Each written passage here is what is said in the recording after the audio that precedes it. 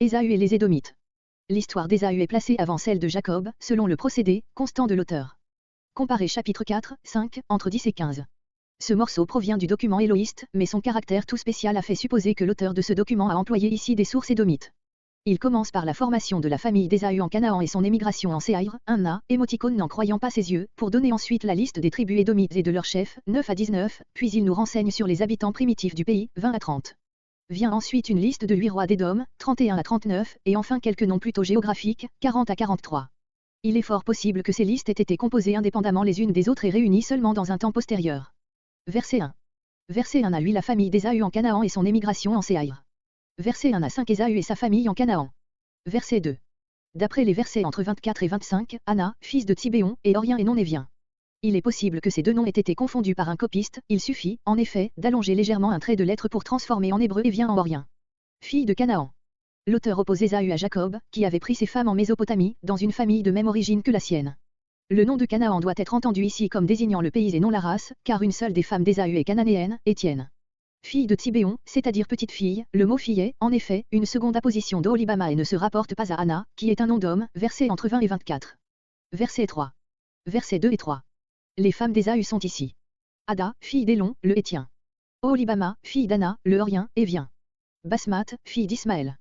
D'après Genèse 26.34-35 et Genèse 28.9, c'était Basmath, fille d'Élon, le Hétien. Judith, fille de Béhéri, le Hétien. Mahalat, fille d'Ismaël.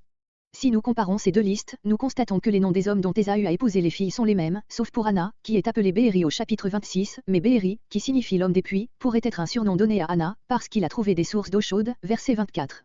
S'il est réputé Orien ou Évien dans une liste et Hétien dans l'autre, il faut se rappeler que le nom de Hétien était souvent pris dans un sens général pour désigner tous les habitants du pays, comparez Genèse 10.15, note.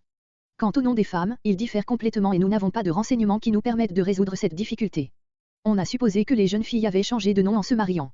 Il faut remarquer que les noms des femmes avaient beaucoup moins d'importance pour les orientaux que ceux des hommes, il est possible qu'il ait été altéré ou confondu dans deux listes que l'auteur a reproduites telles quelles, sans attacher d'importance à ces divergences.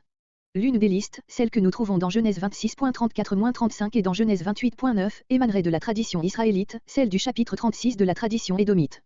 Verset 4. Versets 4 et 5. 5 fils nés à Ésaü pendant qu'il était encore dans le pays de Canaan. Verset 6. Verset 6 à lui établissement d'Ésaü en Séhir. Dans un pays. Il est possible d'entendre, dans un pays éloigné de celui où habitait Jacob, mais il est plus simple de supposer une lacune dans le texte, la traduction exacte serait, dans le pays de, loin de Jacob. Verset 8. Montagne de Séhir. Voir Genèse 14.6, note. D'après ces versets, Ésaü n'aurait quitté le pays de Canaan qu'un certain temps après la mort de son père, tandis que, d'après le document jéhoviste, Genèse 32.3 à Genèse 33.16, il était déjà établi en Séhir longtemps auparavant, au moment du retour de Jacob. Nous en sommes réduits à des hypothèses pour résoudre cette difficulté du reste peu importante pour l'histoire, elle peut provenir de la divergence des traditions que suivent les deux auteurs. On a supposé cependant qu'Ésaü, après la mort de son père, était revenu de Séhir en Canaan et qu'il avait vécu quelque temps avec Jacob, pour retourner ensuite à Séhir dans les circonstances qu'indique notre texte. Verset 9. Versets 9 à 19 les tribus édomites et leurs chefs en Séhir. Versets 9 à 14. Les descendants d'Ésaü. Père d'Édom.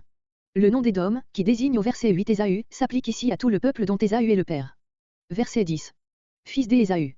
Comme nous avons dans les versets 9 à 14 un document généalogique spécial, conservé tel quel par l'auteur éloïste, on ne doit pas s'étonner de trouver répétés comme point de départ les noms des 5 fils d'Ésaü qui ont été indiqués déjà au commencement du chapitre.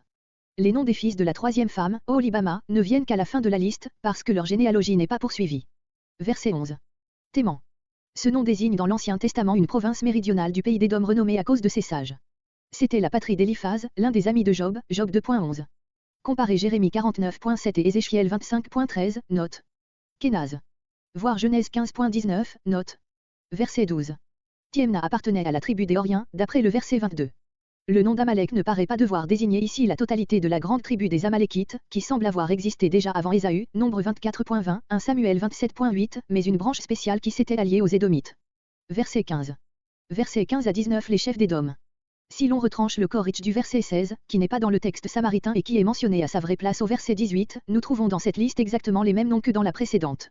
Il faut supposer ou bien que l'auteur regarde les premiers descendants d'Ésaü comme les premiers chefs du peuple qui est issu d'eux, ou bien qu'il s'est représenté dans la liste précédente plutôt des tribus que des individus et que le but de la liste actuelle est de faire connaître l'organisation de ce peuple en montrant que chaque tribu avait son chef. Dans ce cas, il faudrait plutôt traduire, comme on l'a fait quelquefois, le chef de Théman, le chef d'Omar, etc. Si l'on retranche le Korich du verset 16 et Amalek, qui ne se rattache pas à Ésaü au même titre que les autres, il reste 12 noms de chefs de tribus. Ainsi le peuple édomite se divisait en 12 tribus, comme les Israélites, les Ismaélites et les descendants de Naakab.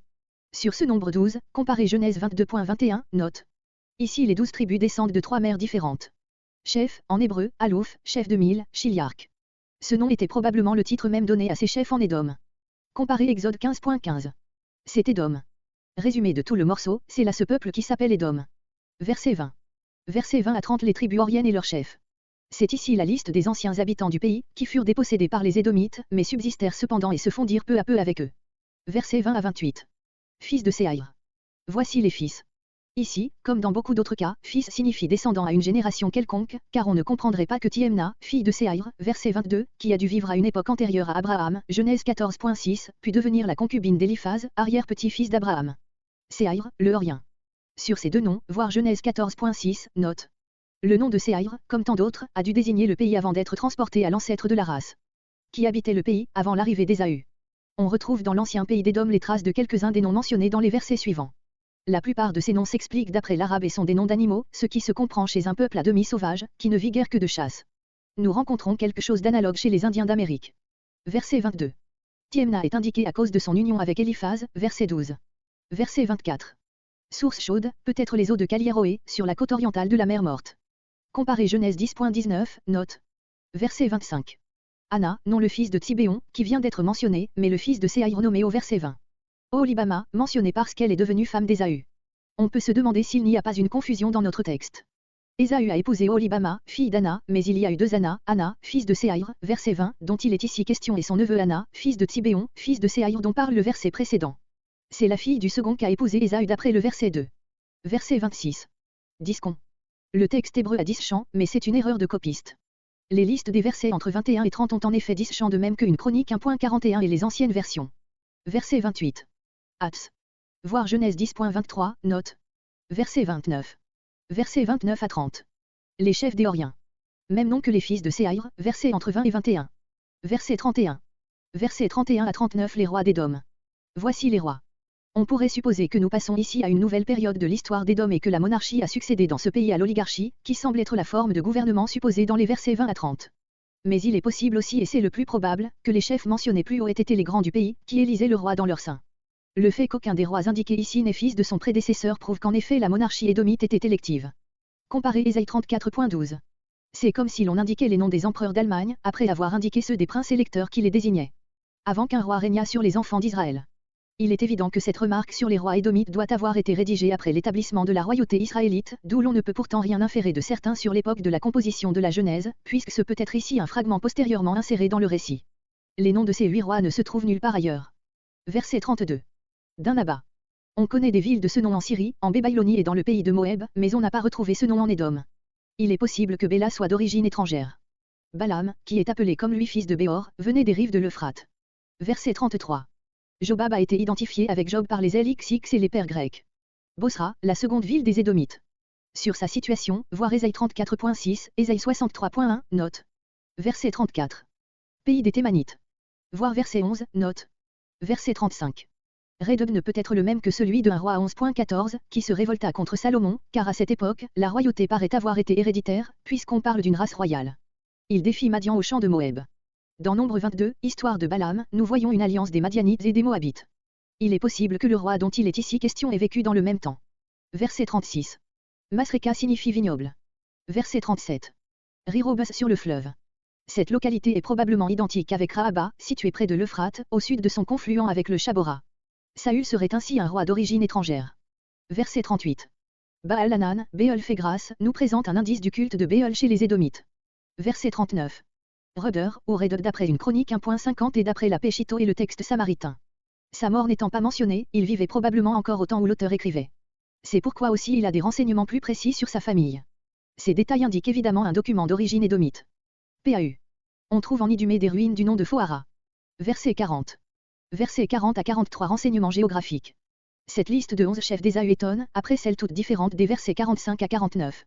Les expressions selon leurs lieux et selon leur demeure, verset 43, permettent d'y voir des renseignements géographiques. Cependant quelques-uns de ces noms seulement désignent des lieux connus et plusieurs se trouvent comme noms de personnes dans les listes précédentes. Ces personnes ont probablement donné leur nom à une localité. Verset 41. Éla, localité nommée ailleurs Élat, au fond du golfe élanitique. Comaré Genèse 14.6.